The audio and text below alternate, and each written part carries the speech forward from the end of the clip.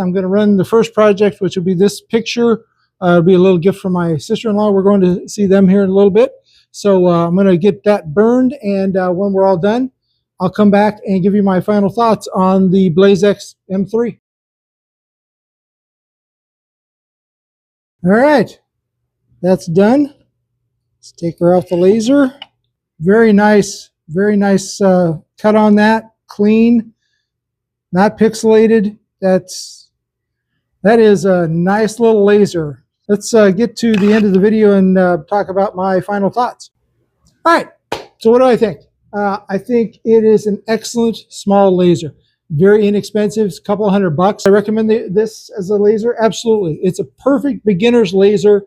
And with the rotary, you can have multitudes of these things. They do make a larger model as well, so they've got a whole fleet there. So go check them out. I'll put a link in the description as to where you can find this particular model, as well as their website for all their models. But thanks to BlazeX for sponsoring the channel with that laser. And hopefully you've had a good day and you're out there burning things with light too. And remember, you can do this.